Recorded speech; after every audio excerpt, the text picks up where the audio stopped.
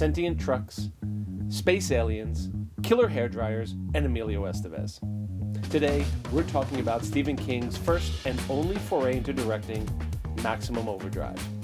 Hi, I'm Mike. I studied film, I work in TV, and I love movies. By the mid-'80s, Stephen King was a best-selling author many times over, with about a dozen films made from his novels. King was primed to make the jump to writer-director and signed a 3-picture deal with Embassy Pictures, which was just purchased by Dino De Laurentiis. First up was Maximum Overdrive, loosely based on his short story Trucks, which is found in his Night Shift collection. It starred Emilio Estevez and a few other recognizable faces, and one recognizable voice. Is he dead? Yeah, that's Yardley Smith, better known to Simpsons fans as Lisa Simpson.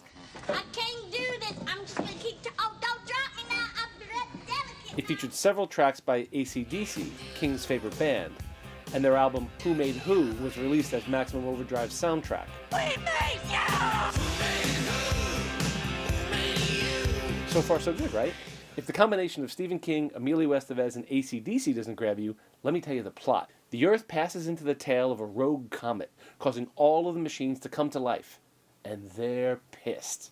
An ATM berates a befuddled Stephen King, doing a cameo here. This machine just called me an asshole. A hairdryer strangles a woman who for some reason is hanging out of her bedroom window, and a soda machine kills a baseball coach by firing a can at his head. It's part hilarious, part frightening. Okay, so we have sentient machines on a murderous rampage, but who would rule them all?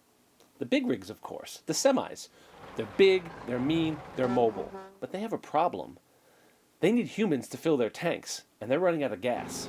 Estevez and his team of road-worn misfits find themselves barricaded inside of a truck stop, and a caravan of thirsty trucks are circling them. They gotta find a way out. The main antagonist in this film is a truck with a giant green gnome face on the front. I guess it's supposed to be a toy delivery truck? Part of what makes this film so great is it doesn't take itself too seriously. We're told sort of offhandedly of an even crazier plot. Through a series of cards at the beginning and the end, we find out that not only is the Earth in the tail of a comet, but there's an alien spacecraft hiding behind the comet, and it's eventually taken out by a Russian weather satellite carrying a ballistic nuclear missile. Can we see that movie? It's just so crazy. Seriously though, what I love about Stephen King is his ability to find the human story amidst this crazy circumstance. He writes what I call an omnivisual. His stories are often very hard to translate to film. Every character has an intriguing backstory. No detail is left unturned. And in this case, the backstory is almost more interesting than the plot we're given. There's a scene where the owner of the rest stop shoots one of the trucks with a bazooka. In case you're wondering where a guy trapped in a rest stop gets a bazooka, you'll have to watch the film.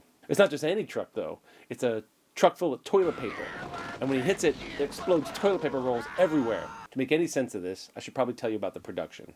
King himself has said he was coked out of his mind during the entire production. Crew members noted that the writer-director would show up for call time at 6 a.m. with a beer in his hand and drink as many as 10 by the time they wrapped at 8:30. It's reported that King rode his motorcycle from his home in Maine to Wilmington, North Carolina, where they were shooting, to get a better feel for the trucks on the road, just how big they were, just how dangerous they were. When King arrived at the gates of the studio, disheveled from his long motorcycle ride and rambling about shooting a film about space aliens and murderous trucks, the guards at the gate didn't even let him in. They thought he was crazy. To say Maximum Overdrive bombed would be an understatement. Terrible reviews abound about this movie. Both King and Estevez were nominated for Golden Raspberry Awards. Both lost to Prince for Under the Cherry Moon. After this, King hung up his director's hat and never directed again. Yet, the film is an awesome combination of high-concept horror and wink-wink comedy that only someone like Stephen King can pull off. And they just don't throw cars around like they used to.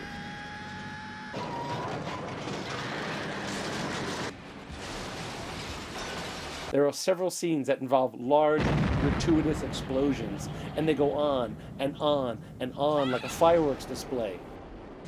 I can only imagine what the pyrotechnician was like on this film. As a lifelong fan of Stephen King, it never surprises me that one of King's novels is improperly translated to the screen. Don't get me wrong. The Shining, Shawshank Redemption, and Misery are fantastic films, but it took talented filmmakers like Stanley Kubrick, Jan de Bont, and Rob Reiner to translate Stephen King for mainstream audiences. I love Maximum Overdrive because it's raw, unadulterated, fire hose to the face Stephen King. At the finale, we're left with what I call a Wizard of Oz moment. You've always had the power to go back to Kansas. After proving the bazooka makes quick work of the trucks, for some reason, they decide instead to escape through a series of sewer tunnels and make their way to a sailboat. But the main bad guy follows them. What to do? Where have I seen this before? Within 30 seconds, the bad guy's been defeated, they make their escape, and we're told through a card that the Russians have neutralized the aliens, and within a few days, everything returns to normal. Well, that was easy. If ever there was a coke-fueled fever dream of a movie, Maximum Overdrive is it. But it's Stephen King's coke-fueled fever dream, and I'll take that any day of the week. As always, leave your comments below. Film is about community, and I love reading what you guys have to say. Thanks for watching. I'm Mike, and I love movies.